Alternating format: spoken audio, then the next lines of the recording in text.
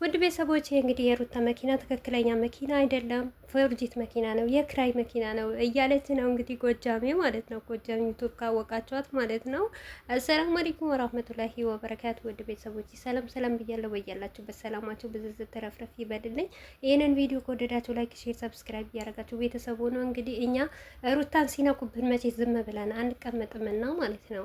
ሩታ የሆነ ነገር ሲደረግላት እና ደስ የሚል ነገር መልካም ነገር ስታገኝ ደግሞ እንደሚያሳክካችሁ ማለት ነው የሩታ እህቶች ማለት ነው። ስለ ሩታ ስትነኩ ደግሞ እኛ የበለጠ ነው የሚያሳክከን ማለት ነው። በዚሁ አጋጣሚ ጎጃም ዩቱብ ማለት ነው ተከበሪ፣ ክብርሽን ጠብቂ ማለት ነው። አንቺ አሮጊት ብስብስ ማለት ነው፣ የበሰበሽ ማለት ነው። አንቺ ሄርሜላ ከሩታ ጋር እኩል ልታረጊያት ደግሞ አንቺ የሩታ ኦዲየንሶችን ሄርሜላ ትበልጣቸዋለች። በምን ትበልጣቸዋለች? እስቲ አንቺ ጎበዝ ኮንሽ በዚህ ነገር ትበልጣለች ሄርሜላ ባይ ማለት ነው። ሄርሜላ ማለት እኮ ቆሻሻ ናት፣ ዝሙተኛ ሴት፣ ባለጌ ሴት፣ በሀገር ያልታየ ነገር የምታሳይ። እስቲ አንቺ ነሻ በቃ። እኔማ አሁን አንቺና ሄርሚላ አንድ ናችሁ ማለት ነው። ምክንያቱም አንቺ ማለት በባልሽ ላይ ማለት ነው እየሽ ሌላ ወንድ እያመጣሽ ነው የምትደረብበት ማለት ነው። ወይም ደግሞ ባልሽ አንቺን ቤት አስቀምጦሽ ሌላ ከሌላ ሴት ጋር ማለት ነው እሹኝ ልቀቁኝ ሲል ውሎ አድሮ መጥቶ ነው አንቺ ላይ የሚሰቀለው ማለት ነው። ገባሽ? ወይም ደግሞ የት ሀገር ነው ያለሽው? እጃዛ ቤት ስንት ወንድ ነው የምታገላብጭው ማለት ነው። ከሩታ ጭንቅላት ወረድ በይ ማለት ነው። ደግሞ አንቺ ምን አገባሽ ስለ ሩታ ማለት ነው። መኪናው የክራይ ይሁን ትክክለኛ ይሁን አንቺ ምን ቤት ነሽ? ምን ጠቀሰሽ? ምን ነው ተቃጠልሽ? እርራልሽ? ድብናልሽ? አዎ በዛ ሰሞን ማለት ነው መኪና ስላልተገዛለት እና በጥሩ ሰብራች ስላልተደረገች በጣም ደስ ብሏችሁ ነበር አይደል? አብርሽ እኮ እውነቴ ነው የምላችሁ መጥፎ ስራ ይስራ እንጂ የሆነ ነገር ቆሻሻ ስራ ያምጣ እንጂ እኮ እንደ አብርሽ ጀግና ወንድ የለም ማለት ነው። ሩታ ከተጨመረችበት በኋላ ማለት ነው። ሲቀጥል ይሄ መኪና ቢገዛም ባይገዛም የአብርሽ ብር መሰለሽ? የቀሽታ የሩታዬ እኮ ነው።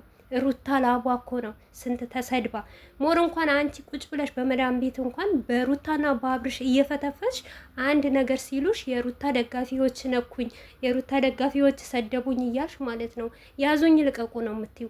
ሩታ ግን ይሄ ሁሉ ስድብ ሲወርድባት ይሄ ሁሉ ነገር ስትሏት ማለት ነው እርጉዝ አይደለችም። የሰው ልጅ ተከራይታ ነው። ምን አገባሽ ትከራይ። አንቺ ምን ቤት ነሽ? ደግ መከራየትም እኮ ጥሩ ነው፣ መልካም ነገር ነው ማለት ነው። የሰው ልጅን ማሳደግ እኮ ጥሩነት ነው፣ መልካምነት ነው።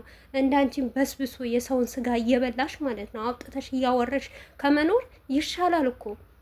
አንቺ ደግሞ ሙስሊም ነሽ። እኛ እኮ ውሸት ስናወራ ወላሂ አንልም። ታይ እንጂ እውነትሽ ነው እንዴ? እስቲ የሙስሊምን ስም አታጥፊ ማለት ነው። ማን ነው የላየው ነገር አውራ የሚለው ማለት ነው? የየትኛው እምነትሽ ነው? ሙስሊም ከሆንሽ ማለት ነው እውነት አንቺ ትክክለኛ ሙስሊም ከሆንሽ ማለት ነው በመጣልሽ ቪዲዮ ተከራከሪ እንጂ ሩታ የሰው ልጅ መከራየቷ ከየት አወቅሽ? አንቺ ጎበዝ ከሆንሽ እስቲ ለሩታ እህቶች መረጃ አምጥተሽ ስጫቸው ማለት ነው። አንቺ ጎጃሜ ብስብስ ማለት ነው የበሰበሽ ማለት ነው። ባላገባሽ ነገር ጥልቅ የምትዩ አንቺ ሙስሊም እኮ ወላሂ ማለቱ አይደለም እኮ አንቺ እነሱ የፈለጉትን ይበሉ። ምን አገባሽ አንቺ? ሩታ ባመነችበት ሩታ በዋሸችበት አንቺ በአንቺ ጉድጓድ ልትገቢ ነው?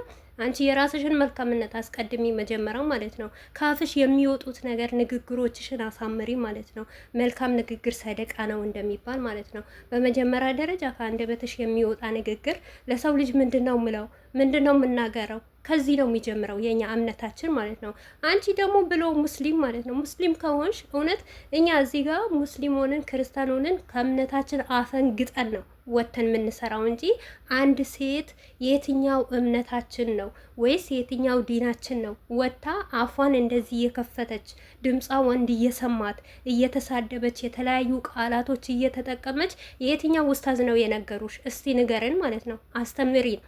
አንቺ ሙስሊም ነን እኛ ሙስሊም ነን ትያለሽ።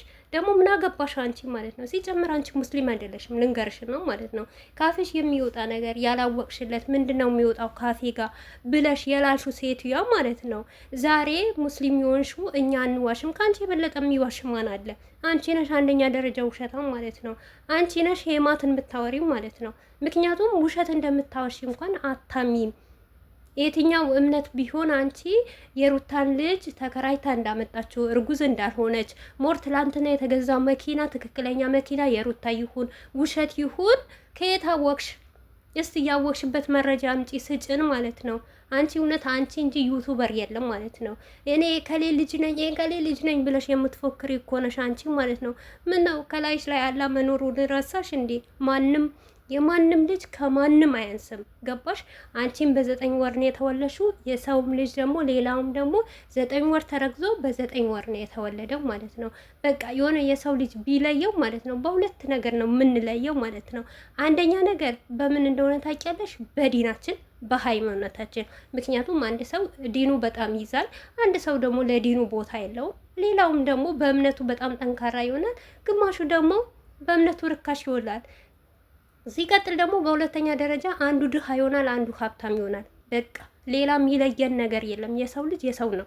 መልኩ ጦቀረ ምን ሆነ ምንም ቢመጣ አንድ ነው። አላህ ለሁላችንም አሟልቶ የሰጠንን ማለት ነው።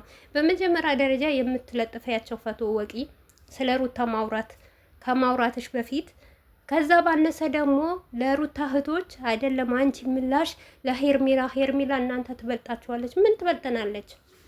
ድፎ ቂጥ ይዛ ስለምትዞር ቦርጫ ይዛ ስለምትዞር ሌላ ነገር በምንድን ነው የምትበልጠን ማለት ነው? ዊግ ስለቀጠለች ዊግ እኮ ማንኛውም ይቀጥላል ማለት ነው። እቺ አርቲፊሻል ማለት ነው።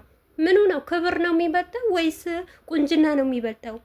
አለባበስ ነው የሚበልጠው? እስቲ የሰው ልጅ ቤተሰብ በምንድን ነው የሚለካው? በእምነቱ ነው የሚለካው ወይም ደግሞ ባለባበሱ ነው ወይም ደግሞ ለክብሩ በመጨነቁ ነው? በየትኛው ነው የሚለካው ማለት ነው? አንቺ አፈር ቢና ማለት ነው አለባበስ ላይ ሰውን አትለኪ። አወቅሽ? በመጀመሪያ ደረጃ ጭንቅላት አስተሳሰብ። ምክንያቱም ሄርሜላ ማለት አስተሳሰብ የላትም፣ ርካሽ ሴት ናት።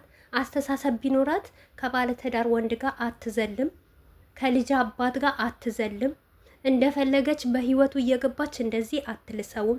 ይሄንን ነገር ለክብሯ መጨነቅ መጀመሪያ ሴት ልጅ ከሆነች ለሴት የምታስቢ ከሆነ ለክብሯ መጨነቅ። የሩታ እህቶች ማለት ነው የትኛቸው አይተሻል ከባለ ትዳር ወንድ ጋር ሲሽከረከሩ?